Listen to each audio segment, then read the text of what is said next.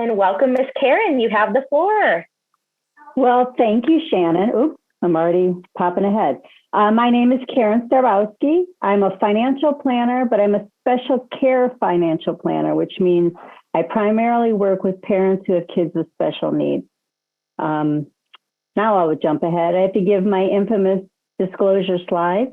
I am not a CPA or a lawyer, so I cannot give tax or legal advice, and I do hold a securities license.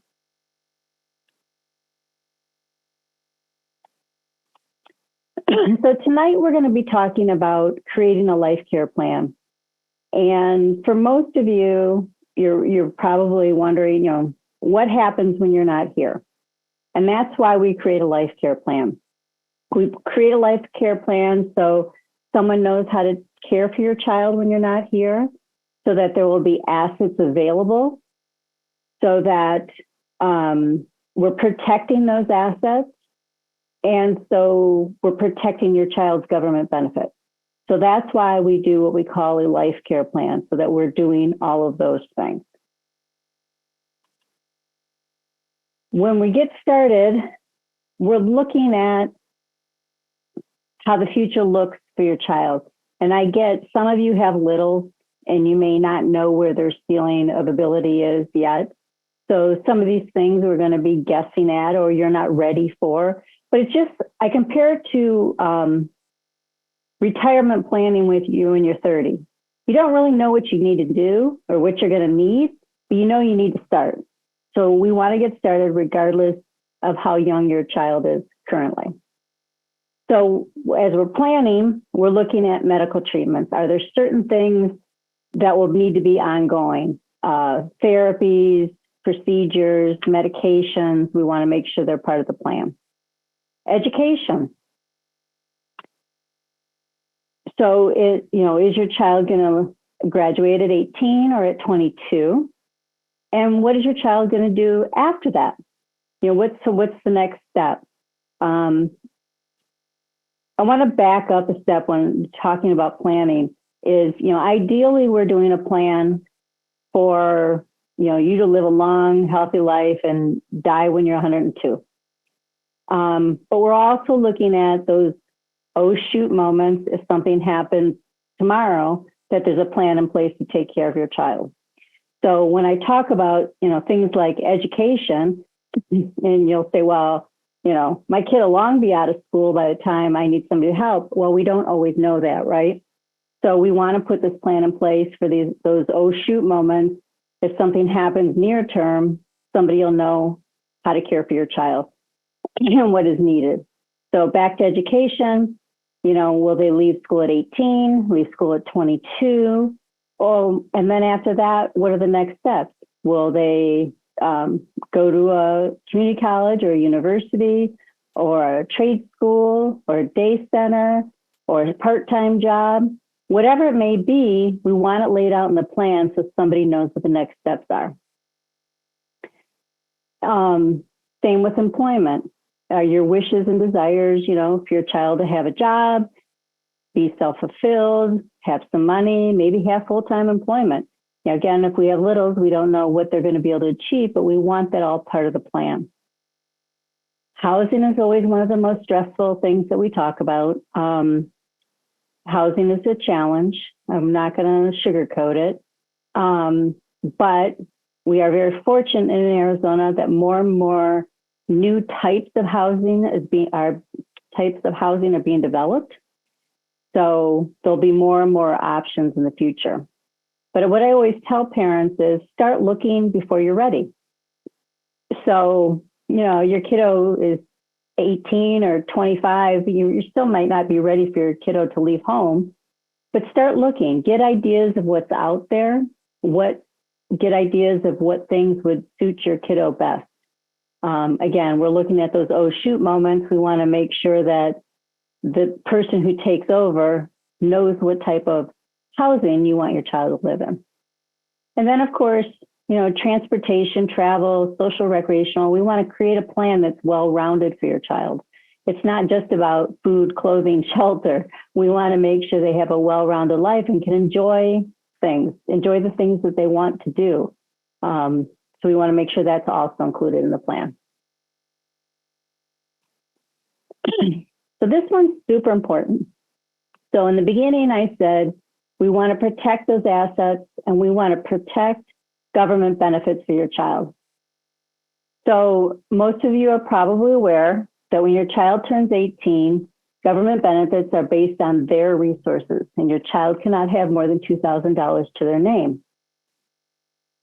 So we don't want them to inherit money incorrectly. So that's why we want to review your beneficiary designation. So that means on your 401ks, on your life insurance policies, that nothing says, you know, X number of dollars goes to my kiddo with special needs, because we don't want them to ever have more than $2,000, because we don't want them to be thrown off their government benefits. One of the biggest ones that I've run across that people do forget about is their 401ks. They get married, they get divorced, they get remarried, whatever, they forget. You know, if you're at the same job, you never look at those benefits again. And I could tell you horror stories of people that have left money to people that they weren't supposed to leave money to when they passed away. So you want to make sure everything's checked out. Life insurance benefits. Inheritance is another big one. So, you know, grandma thinks she's doing a great thing. She does her estate planning documents and she says every grandkid's going to get $10,000, which sounds amazing until you realize that $10,000 is more than your kiddo's $2,000 limit, and your kiddo could be thrown off their benefits when they're over age 18. So we want to make sure that we talk to grandma and we say, hey, we're doing some planning and we're going to give you instructions on how to leave money properly to my kiddo with special needs. Michelle, go ahead, unmute yourself, please. Hi, I had a quick question. Does this include 529s? So 529s are a different animal because the person that opened the 529 is technically the owner. Your child is the beneficiary. So we don't have to move that money. But, you know, as your child gets older, people realize whether their kiddos will or will not need those resources for school. And it's not in this presentation, but you can transfer the 529 plans into an ABLE account. And ABLE accounts are great tools for kiddos with special needs. And we can talk about ABLE accounts at the end if there's some time. Okay, so back thank you. No problem. Andy, go ahead. Yeah, we already have a special needs trust established. Awesome. with our lawyer. And I actually asked him the question, what if someone gives her money and we don't know about it? He said it should bypass her going to her and actually go into the trust, so whoever's in charge of the trust can take care of it. Is there anything else I need to make sure of to make sure that that is true? Or that's not quite right, what your attorney said or that person said. Okay. So let's say Aunt Sue decides to leave your child some money, doesn't tell you, and it goes straight to your kiddo. So in order to fix that, it can't be put into the trust because a special needs trust is generated for the benefit of the child, and the money was never the child's money to begin with. That money coming from Aunt Sue is your child's money, so it can't be commingled. Okay. Special needs trust. So there are a couple options. It could go into an ABLE account, depending on so then they would have two trusts, which is not a problem. They just are managed differently. Okay, so if I talk to my estate lawyer, I just need to ask him about a first party special needs trust for her. You don't need to worry about it. That's just if it ever happens. Okay. That's if the circumstance ever happens where your daughter inherits incorrectly, then we run around and fix it. Okay. All right. So there's options. She's not going to happen and the state's going to come in and take her benefits away. There's ways to get. Yeah, we just have to move fast and it is fixable. Okay, thank you. Mm-hmm. Anybody else? Okay, awesome. I love this because, you know, I've been doing webinars for 3 years now, it feels like, and they're all, you know, I miss seeing people and getting questions while I'm doing webinars. So thanks for asking questions as we're going through. It makes me feel like people are really paying attention. So just to recap on this slide, make sure you double check your beneficiaries because you never want your child with special needs to inherit directly. Again, there are things that happen accidentally that you can't plan for and they're fixable. It's just not the ideal situation. So having a family meeting. So this is one way to help prevent surprise inheritances. You can always say to your family members, hey, we're not expecting you to leave money to my kiddo, but if you're planning on it, this is how you need to do it. We don't want our child to lose their benefits, so please do it this way. It's also good to have this meeting if you have other kiddos, because I'm sure they're wondering, okay, if something happens to mom and dad, who's going to take care of my brother?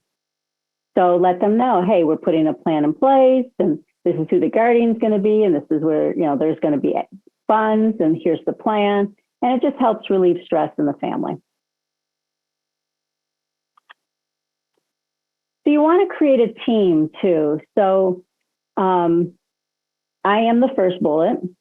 So I'm a financial planner and I have a chartered special needs consultant. So I have classes under my belt to in the special needs planning world. You also want to work with an attorney that understands the special needs world. So your financial planner and your attorney, all of you know, because your kiddos are not newborns, you've been through the system. You know things are hard. You know rules are hard. There's all sorts of things that you've got to follow to make sure things don't get screwed up for your kiddos' benefit. You want to make sure your professionals know these rules. So with an attorney, any attorney can write a special needs trust, but not all of them know how to write a special needs trust correctly. I said in the beginning that, I can't give legal advice, but I've read enough special needs trusts to be able to pick out mistakes. And if I can pick out mistakes, you're in trouble. Because I am not an attorney. So it's just like, if you're getting a divorce, you don't want to go to a injury attorney to get a divorce, your divorce paperwork. You want to go to a divorce attorney. So you really want to work with a special needs attorney to get your estate planning documents done. Accountants, you're not really going to find somebody that just works in the special needs community. I know of one, and he's in Philadelphia, so that helps nobody on this call. But you do want to tell your tax preparer that you have a child with special needs, because albeit they're getting harder and harder to get because they keep raising our, what is that called when you do your taxes? That flat rate, the deductions, they keep raising our standard deductions. But there are many credits and deductions that families can take because their kiddo has special needs. So you just want to let people know, because if you can take advantage of those things, you want to take advantage of those things. And of course, your health professionals, maybe a social worker, and your spiritual advisor. Make a team. Remember, you don't want to recreate the wheel. This is a bunch of people that can help you over time, because this is a lot. So we're very fortunate. Oh, Jacob, go ahead, or Pam, whomever's on the call. Yeah, thank you.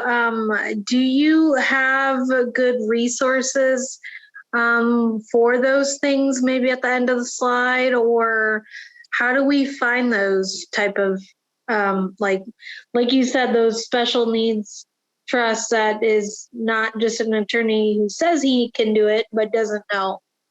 There are a couple of ways. At the end, you'll have my contact information. So you can send me out an email and I can give you a list. You can also go to the Academy of Special Needs Planners and that website, and that will give you a list of Arizona attorneys that belong to that organization. But either way, I'm glad to share the information. Thank you. No problem. So again, in Arizona, we're very fortunate. We have a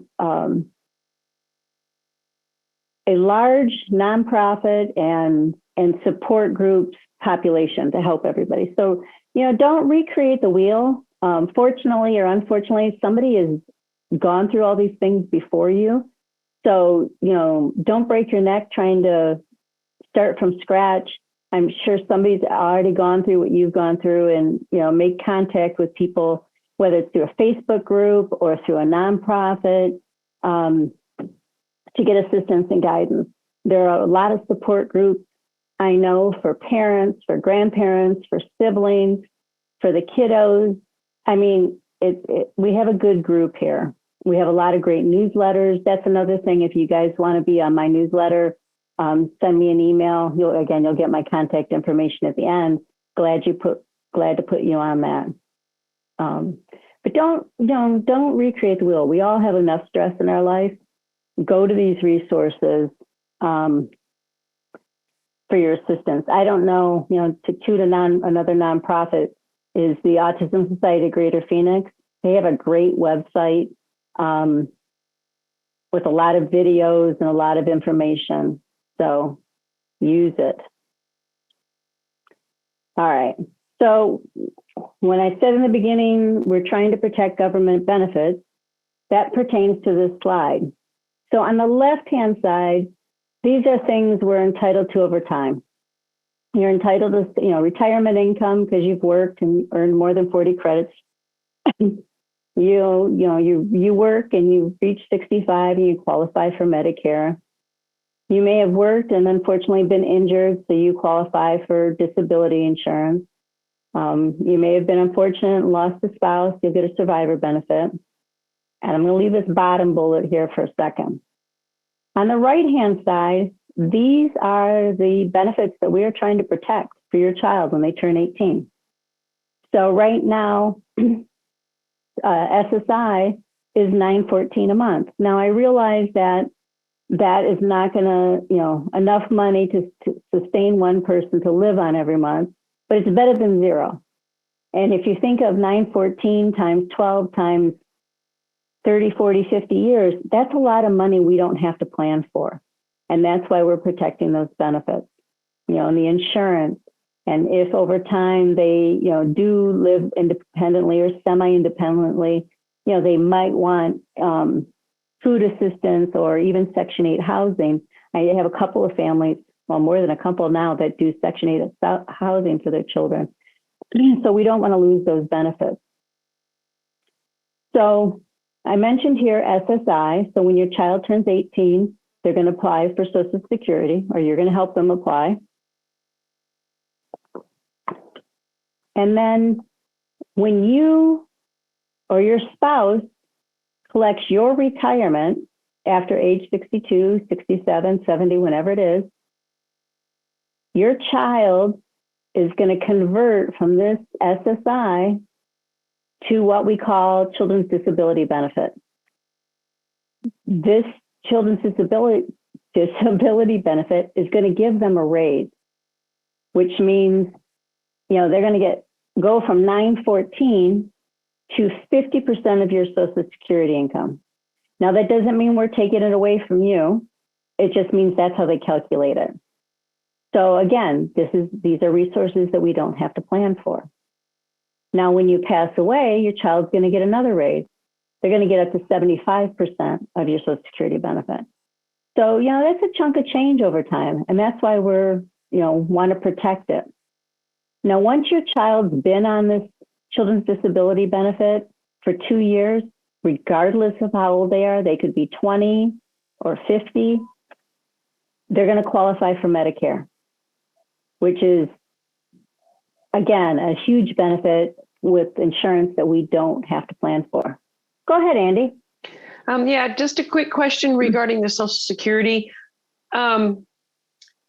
she's not going to lose her 900 plus. She's going to gain on top of that 50% of whatever the retired parent You don't get both. gains. You don't get both. You get the higher of. Okay, that's what I want to make sure. So instead of getting the 991, she'll get 50% of what I have. Correct. Or what my husband has.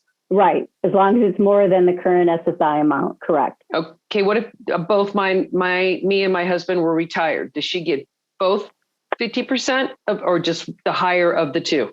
The higher of the two. Okay. Thank you. No problem. But again, that's why we're doing planning. We're protecting these benefits. They're valuable over time. Okay. There's a lot going on here. Does anybody else have any questions before we move to the next slide? Okay. So legal stuff. So when your child turns 18, let me back up a step. When you're doing your legal paperwork, I get this a lot. Parents, families will say, well, I don't have enough money for a trust. I don't need to do a trust. Well, are you going to leave your child more than $2,000? Then we need to do some sort of planning. I also hear from parents, well, Joey's my child with special needs, but I'm going to leave all my money to Susie and she'll take care of Joey when I'm gone. So we've run into issues with that. So Susie receives 100% of your estate, and say she gets married.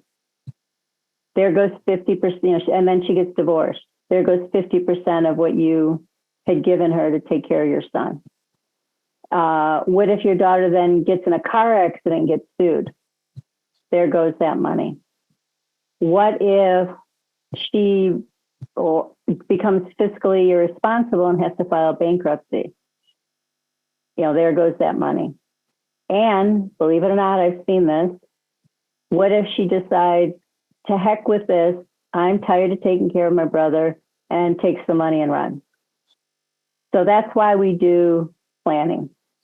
That's why we put documents together, no matter if you're a normal Joe or a multimillionaire.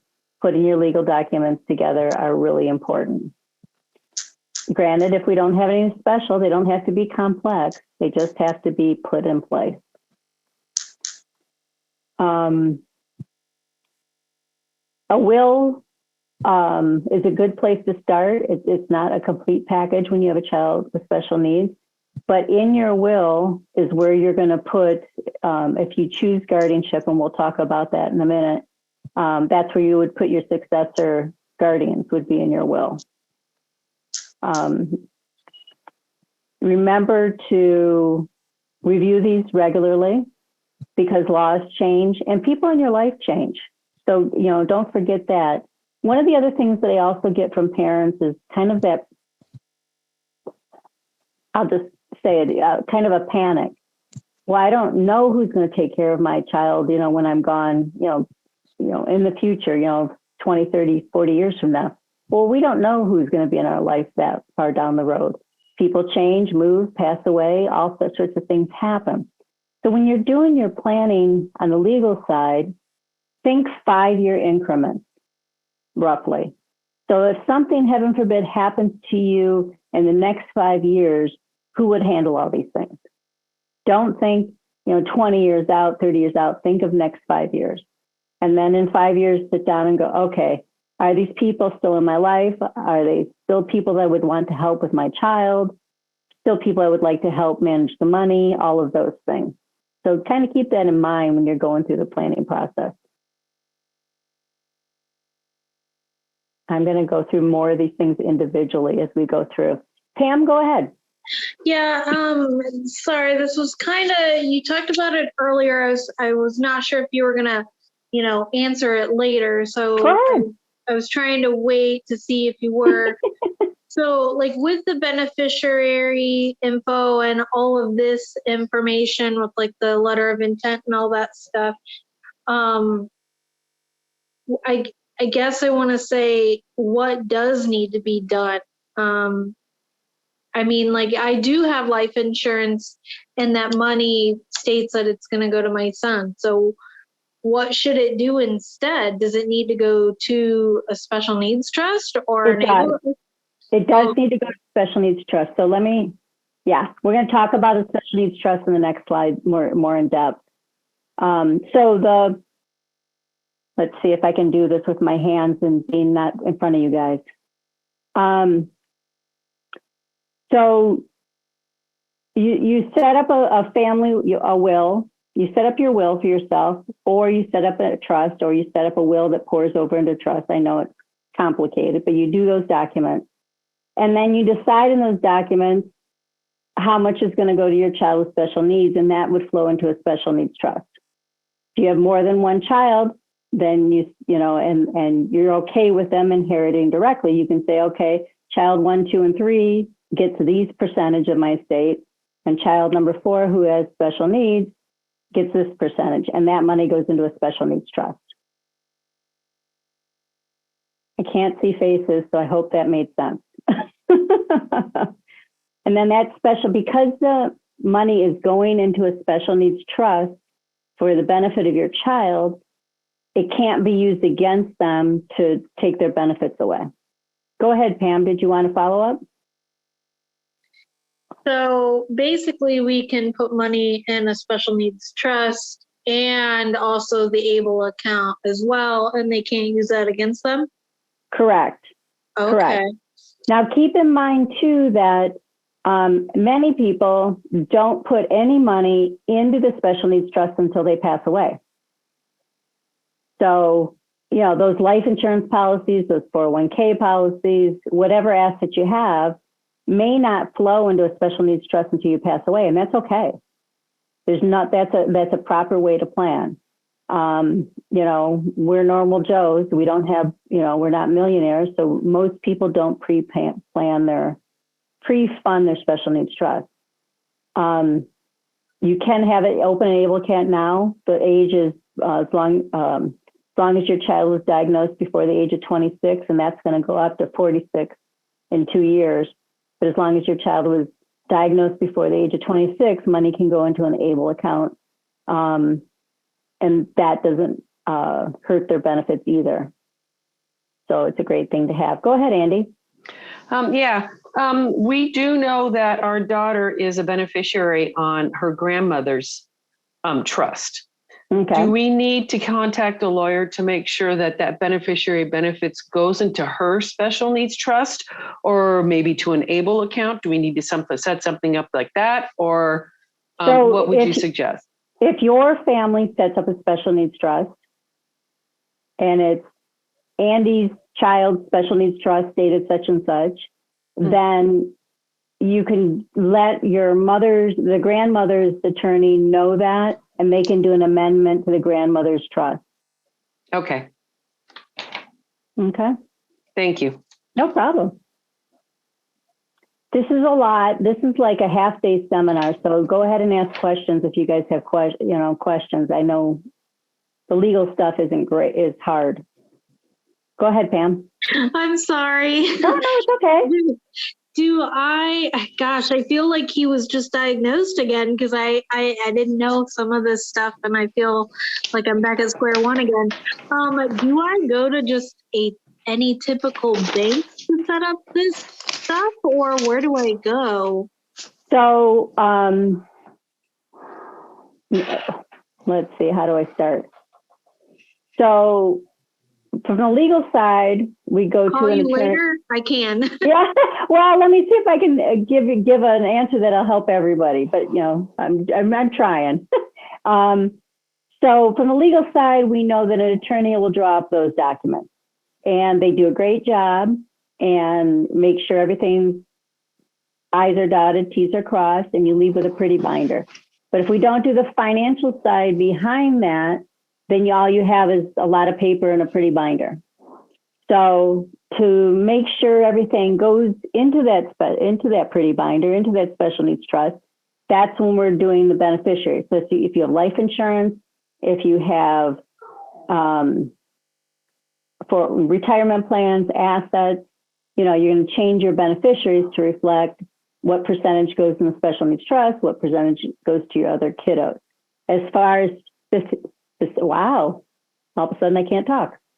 Specific account, it depends on each family's financial planning needs. So we use many products, many tools to help parents with their assets for themselves and for their children. So I know it's a very vague answer, but no, you wouldn't typically go to a bank to get that done. Okay, let's talk a little bit more about special needs trust. So advanced planning, which is what we're talking about, is putting a third-party special needs trust in place. So like I mentioned earlier, you open a third-party special needs trust, that money was never your child's to begin with. It came in from another source. Came in from a grandmother, from you when you passed away. It was never their money to begin with. So that's pre-planning. It's what you want to do. When you set up a third-party special needs trust, you can pick your own beneficiaries. So when your child passes away, if there's money left over, it can go to other siblings, to a charity, whatever you wish. So that's the great way to do that. You set up a trustee to manage those accounts and distribute it. So a special needs trust, when you pick your trustees, remember that a special needs trust requires work. They have to manage the assets and they have to do the reporting to the government reporting for your child's benefit. So, like when you pick a guardian for your child, you also have to, make sure you make wise choices when you pick a trustee for your special needs trust also, because there's rules that they need to follow. So we talked about earlier, oh, poop, grandma left my child money. And now what? Well, that's when we're going to put that first party special needs trust in place. More commonly, when the reason a first party gets formed is because of like a settlement, like an injury settlement. That's more common as how a first party special needs trust is formed. First party special needs trusts are stricter. They have more rules. And when your child passes away, if there's money left over, there's a Medicaid payback. So that's why we want to do proper planning. Charity, go ahead. I just wanted to finish my thoughts on those two things. Go ahead. Yeah, no problem. Now I have two questions because you just did. So my first one, before I forget, because I did have a question about third party and first party. So yes. My husband and I just went through this, and it was, it's still a little not clear.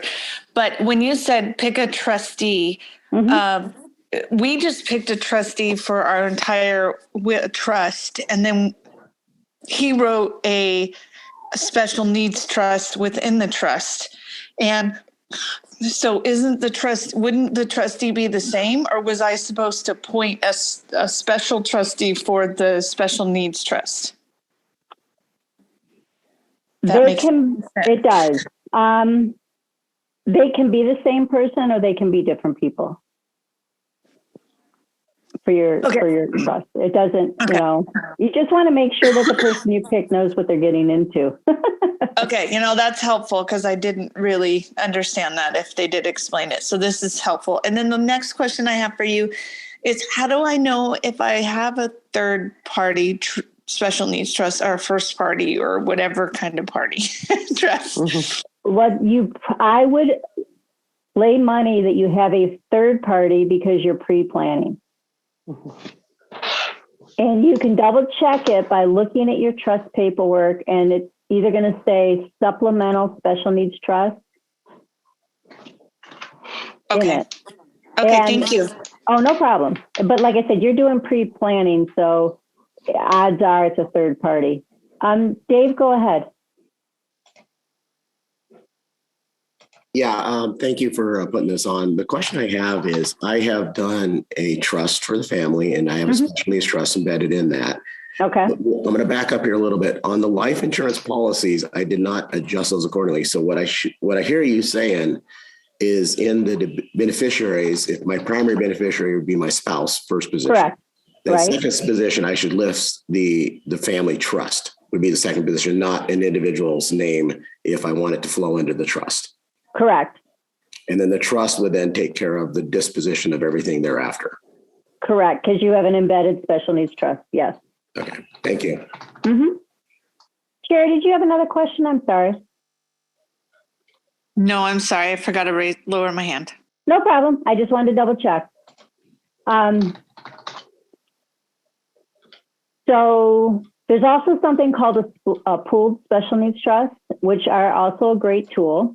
They are run by a nonprofit. And when we say pooled, it means the assets are pooled for investment purposes, but your investments are still siloed specifically for your child. So people will use this if they don't have a sizable estate and they don't, they want somebody to be able to manage the money. So it is also a good option.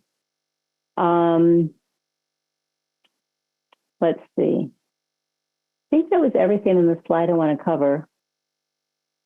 Special needs trusts are a lot, but they're important. And, again, like I said, third-party special needs trusts are the pre-planning. That's what you want to do. First-party special needs trusts are the, well, crud. We got money we didn't expect, but we need to fix things. And this is how we're going to fix it, by putting a first-party special needs trust in place. Okay. So guardianship. So at age 18, regardless of a child's abilities or inabilities, the federal government considers them an adult. So that's when the family needs to decide what's best for them. There's no right or wrong answers. It's what's right for your family and your child.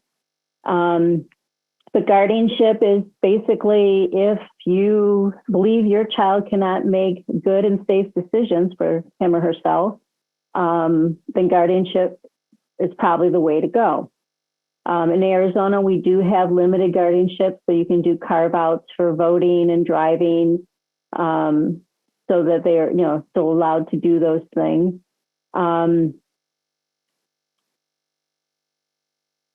It's tough, but it's an important thing to go through. The difference, so some people say, well, I'm just going to help my child put powers of attorneys in place, which are important also. The difference, though, is guardianship is a court process. And to put it in place or to revoke it, you have to go to court. If you put powers of attorney in place for your child can, as an adult, go to the bank and just draw up new powers of attorney. So it's that question of vulnerability, and influence. Could your child be negatively influenced, and somebody approaches them and says, I wonder if they have money, and convinces them to change their power of attorneys, and then they have access to their stuff.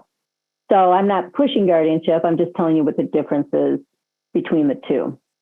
But it is a court process, and yes, it does cost money. There is ways to get assistance. There are people that do it by themselves too and not hire attorneys. But this is the type of process where you want to watch your dotting your I's and crossing your T's. You're going to be going back to court numerous times to make sure everything's all lined up. Go ahead, Charity. Yeah, so I just recently went through this too. My process was not that exciting. We went in for general guardianship.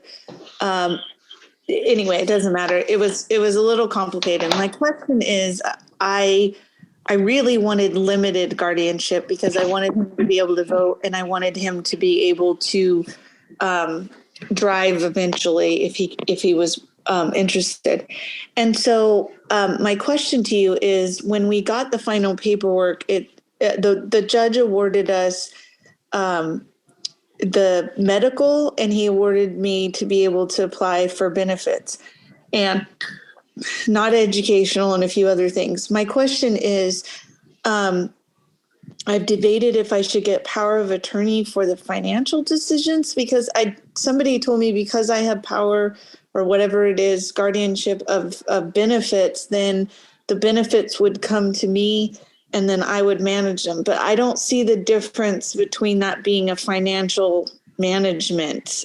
Like, I don't think that's what I have ability to do. I think it is. We Okay. would have to double check the paperwork, but I think it is. Okay, thank you, because that's what I was trying to figure out if it can. Okay, thank you.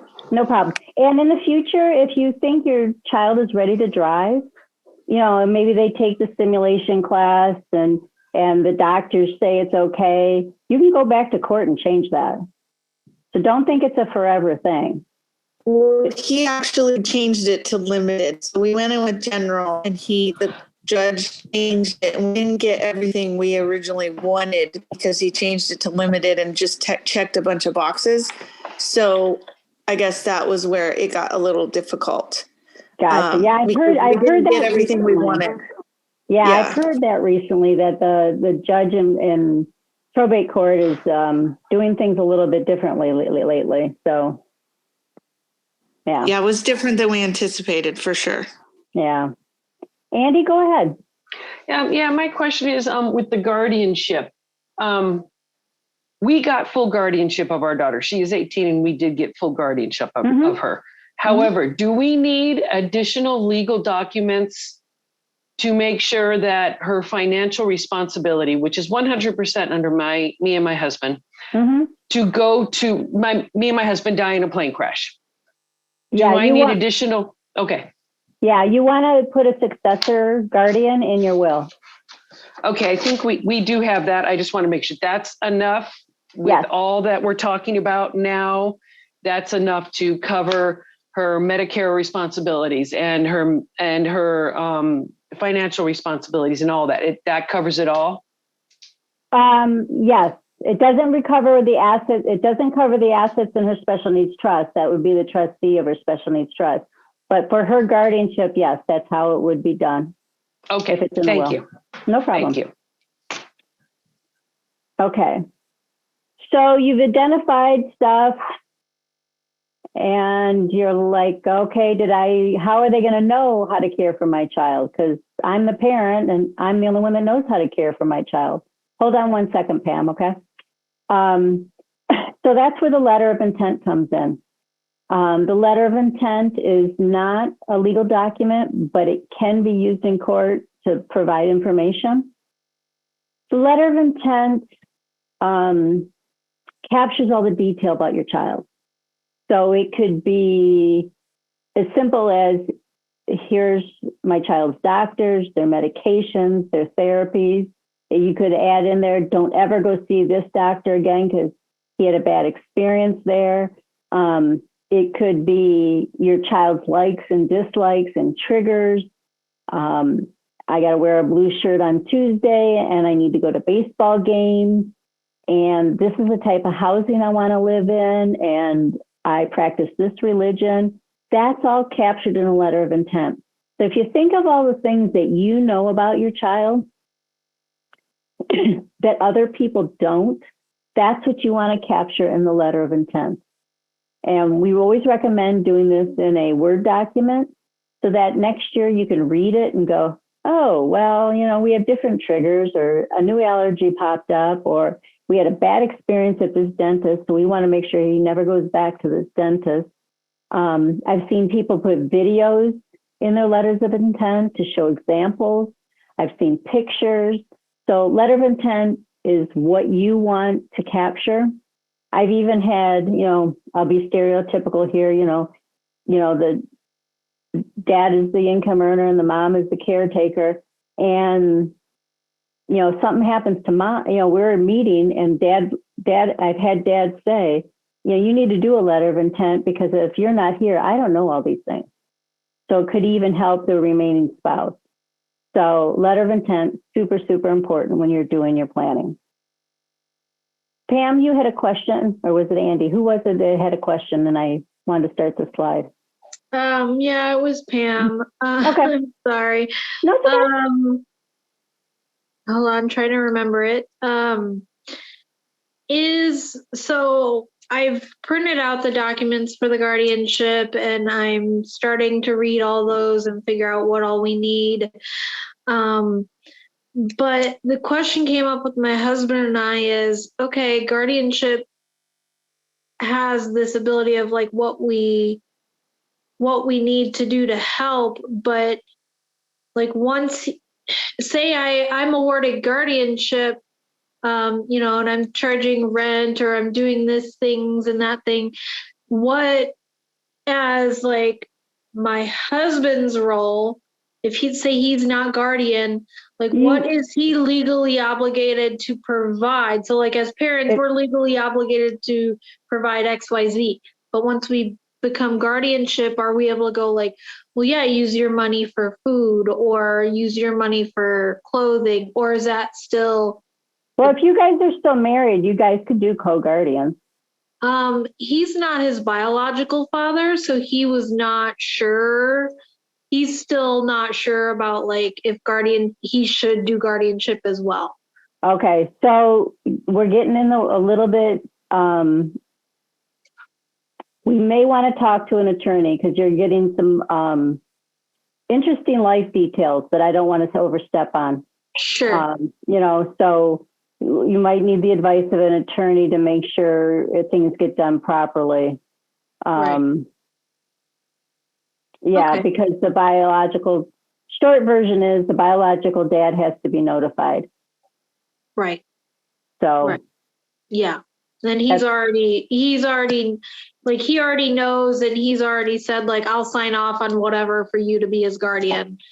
So there's that. But yeah. Yeah. Yeah, you may want to consult with an attorney just to make sure you are going down the straight and narrow on that. Sure. Okay. Okay. Any questions about the letter of intent before I move on? Okay. So how do you start? Well, I'll tell you guys, I've been doing this for almost 15 years. And I had a new client 2 weeks ago who I started talking to 8 years ago. And then I had a client, I did one of these webinars in February, who called me the next day and wanted help. So I know you guys have a lot on your plate. So I'm never surprised when people get started, but you don't want to wait to get started, and don't think you have to do it all at once. We can do things in steps. You want to start off with professionals that know your special needs community because there are a lot of rules and regulations. Hey, Dave, go ahead. You got a question. Yeah, I'm sorry. I couldn't raise my hand fast enough. That's okay. On the letter of intent, is that need to be notarized or any other, anything else? It's just, you just spill it out on the piece of paper and it's good. Correct.